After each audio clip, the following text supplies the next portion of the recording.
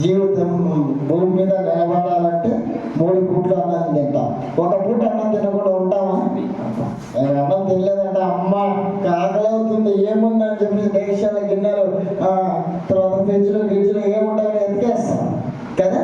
వెతికేసి కడుపు నింపుకుంటున్నాం. అయితే అంటే దేనికి సంబంధము? శరీరానికి సంబంధమైనటువంటిది ఈ ఆహారం. అయితే ఇక్కడ మనకు శరీరం ఆహారంతో పాటు ఆత్మీయ ఆహారం కూడా మన మధ్యలో ఉన్నాయి. ఆత్మీయ ఆహారం అంటే ఏంటి? బైబిల్లో ఉన్నటువంటి మాటలు. ఎందుకంటే ఇక్కడ ఆత్మను వృద్ధి చేసుకోవాలా? బైబిల్లో ఏముందంటే ఆత్మను వృద్ధి చేసుకోవాలి, శరీరాన్ని సంపాది అంటారు.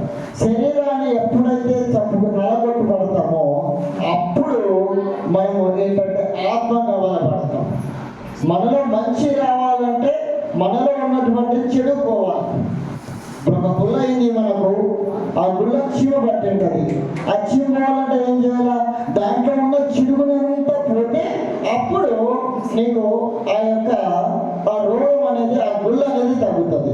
ఇక్కడ కూడా శరీరాన్ని మనం ఎప్పుడైతే నలగొట్టబడతామో, అందుకే దేవుడు కీర్తన గ్రంథంలో చెప్తూ ఉంటాడు, వెలిగి నలిగిన మనసు నాకు ఇష్టమైనటువంటి బలియాగం, అటువంటి వ్యక్తిని నేను ఎన్నటికీ కూడా ఆలస్యం చేయననేది దేవుడు చెప్పాడు. కాబట్టి ఆత్మగా మనం బలపడాలంటే మొట్టమొదటిగా మనము దేవునిలో స్థిరపడాలి. అయితే మనం అనుకుంటాము, ఎప్పుడు కూడా అనుకుంటాం, ఏమనుకుంటామంటే అంటే మనకు ఒక చిన్న ఆలోచన ఎలా ఉందంటే, యేసుక్రీస్తు వారిని నేను నమ్ముకున్నాను, బాప్తిజం తీసుకున్నాను, రక్షింపబడ్డాను, అయిపోయింది, నాకు పరలోకం వచ్చేసింది, నేను ఎట్లా జీవించినా పర్వాలేదు అనేటువంటి ఊహా జీవితంలో మనం ఉంటాం. అవునంటారా కాదంటారా చెప్పండి? కానీ క్రీస్తుని నమ్ముకోవడం ఫస్ట్ వన్ అయితే, బాప్తిజం తీసుకోవడం సెకండ్ స్టెప్ అయితే, బాప్తిజం తీసుకున్న తర్వాత మనము ఆత్మీయంగా మనం ముందుకు వెళ్ళాలి. దానికి ఒక ఉదాహరణ చెప్తాను, గమనించండి. ఇప్పుడు చూడండి, చిన్నపిల్లలు ఉన్నారు. చిన్నపిల్లల్ని స్కూల్లో జాయిన్ చేస్తాం. ఫస్ట్ క్లాస్లో జాయిన్ అవ్వగానే మనం చెప్పేస్తామా, నా కొడుకు 10th క్లాస్ పాస్ అయిపోతాడు అనేస్తామా? ఏం చేయాలి? అప్పుడు ఆ పిల్లవాడు ఏం చేయాలి? చదవాలి. ఎట్లా? ఊరికి చదువుకుంటే పోతే వచ్చేస్తా పాస్ అయిపోతామా? కష్టపడాలా? ఎగ్జామ్స్ ప్రతి సంవత్సరం కష్టపడాలా, చదవాలా, ఎగ్జామ్స్ రావాలా, అప్పుడు 10th క్లాస్ పాస్ అవుతాం.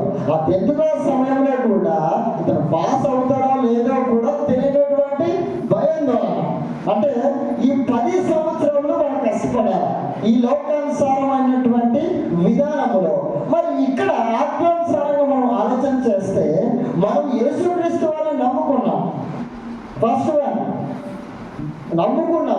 నమ్ముకొని బాప్తిజం తీసుకున్నావు. బాప్తిజం అంటే ఈ లోకం నాకు వద్దగా, ఈ జీవితమే నువ్వు కావాలి అని బాప్తిజం తీసుకున్నావు. అంటే ఇక్కడ స్కూల్లో జాయిన్ అయ్యాము, క్లాసులకు వెళ్తున్నాము, ఇక్కడ నుంచి మనం చదవడం మొదలు పెడితే మనం ఆ రోజుకి పాస్ అయిపోతాం. ఇక్కడ కూడా యేసుక్రీస్తు వారిని మనం నమ్ముకున్న తర్వాత, బాప్తిజం తీసుకున్న తర్వాత ఆయన అడుగుజాడలో క్రమంలో ఆజ్ఞల్లో మనం ముందుకు వెళ్ళాలి. ఎప్పుడైతే ఆజ్ఞల్లో ముందుకు వెళ్తామో దేవుడు అప్పుడు మనకి మార్గం సిద్ధపరుస్తున్నాడు. మన పితరులందరూ కూడా మొట్టమొదటిగా ఏం చేశారు అయ్యా అంటే కష్టపడ్డారు. ఎలా కష్టపడ్డారు? లోకాన్ని వదిలేశారు, శరీరాన్ని వదిలేశారు, ఆస్తిని, అంతస్తుని, సర్వస్వాన్ని వదిలేసి వారు యేసుక్రీస్తు వారిని వెంబడించారు. అయితే నేటి దినంలో మన జీవితం ఎలా ఉంది? మనం ఆయన వెంబడిస్తే వారిగా మనం ఉంటున్నామా? ఊరికనే ఏదో నేను చర్చికి పోవాలి, ఈరోజు సండే కదా సంఘలో బైబిల్ పెట్టుకొని, లేదా సంఘలో గాలి తగిలించుకొని టకటక వచ్చేసి ఇక్కడ కూర్చొని ఏదో 4 పాటలు పాడాము, ఏదో పాస్టర్ గారు వాక్యం చెప్పారు, విన్నామైపోయినట్టు విందామనే జీవితం ఉందా? లేదంటే మాటలకు అనుకూలంగా మాటలు కట్టుబడి మనం లోపడుతున్నామా? అయితే ఈ సమయమున ఒక మాట మీకు గుర్తు చేయాలని నేను ఆశపడుతూ ఉన్నాను. దయచేసి ఎవరైనా బైబిల్ ఉన్న వారు తీసి చదవండి. మత్తయి సువార్త, యేసు ప్రభు. జాగ్రత్తగా మాటలు చదువుకుందా, ఈ మాటలు చెప్పి నేను ముగిస్తాను. మత్తయి సువార్త 7వ అధ్యాయము 21, 22, 23 వచనాలు మనం చదువుకుంటే కొన్ని మాటలు ఉన్నాయి. 21వ వచనం చదవండి. ప్రభువా ప్రభువా ప్రభువా అని నన్ను పిలిచి ప్రతివాడును పరలోక రాజ్యంలో ప్రవేశింపడు గాని పరలోకమందున నా తండ్రి చిత్త ప్రకారం చేయువాడే ప్రవేశించును.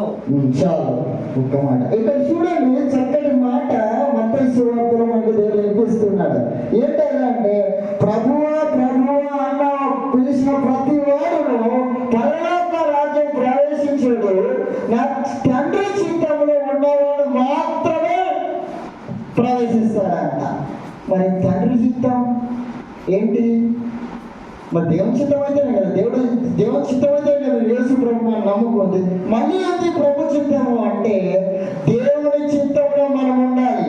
ఏంటంటే ఎగ్జామ్స్ రాస్తాము, ఉద్యోగం